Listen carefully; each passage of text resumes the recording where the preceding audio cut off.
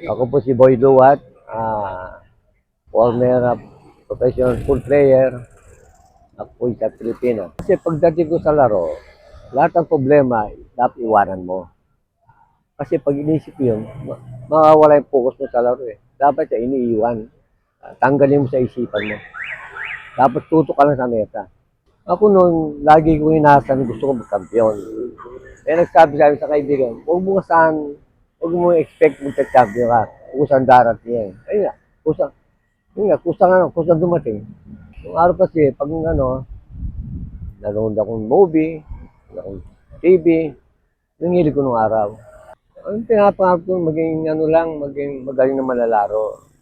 Pero nung nauuso yung nagsimula kami yung Japan Open na RP Japan dito sa Pilipinas, yung kauna na sumali ako tournament na saka yung mga elimination, parang tapos inimbita kami isang hapon at pumunta kami sa Japan.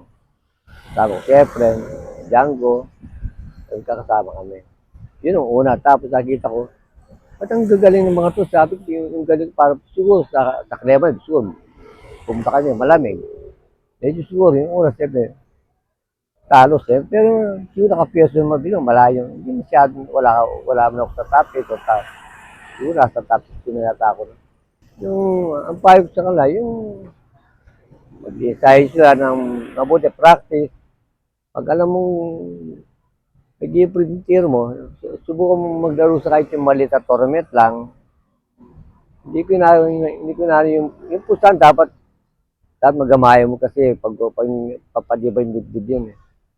Pag drum sa labanan, wala ka nang meron ka magawa pero control mo. Ako hindi ako nakaka-mistake. Basta nasa isip ko, pag yung mga isip, tanggalin mo yan kasi yan ikakatalo mo eh. Pag inisip mo yung mga yan eh. Tanggalin mo na. Pag tapos na, isipin mo. Sana, yung, yung pag-insight sa pag-practice. Pero subukan din lang mag-abroad. Kasi kung dito ka lang, pagdating mo sa labas, yung tiro mo, babago yun. Unang-una makakalaban, unang-una may ibang kulay, may puti. Ayan, Hapon, Taiwan, lahat masanay ka sa mga para pagdating mo sa kala, gamay mo na sila. Kami World Neighbor Cup sa North Carolina, ayun na, ang paglaro kong final, nung 1995, yun ang unang salon ko sa TV nung sa kay Johnny Archer.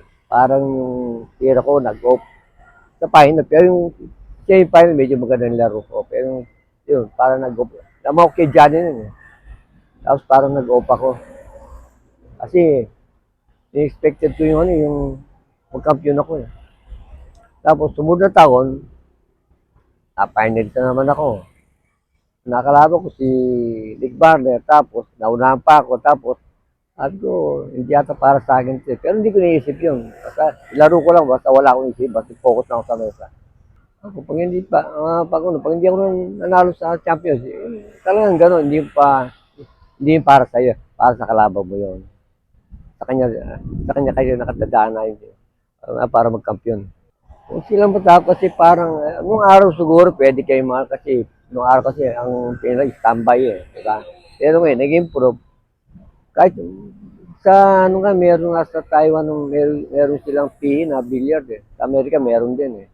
Dito naman sa atin siguro, yung iba, hindi sila pantambay, baka matutong uminom, di ba? Palagkalan sa kanya, alas ng tapos bigla nagipag-away, di ba? Pero sa kanila, focus ka, tsaka maging silent siya. Mas maganda kasama yung mga magulo para pag gusto nyo maging silent.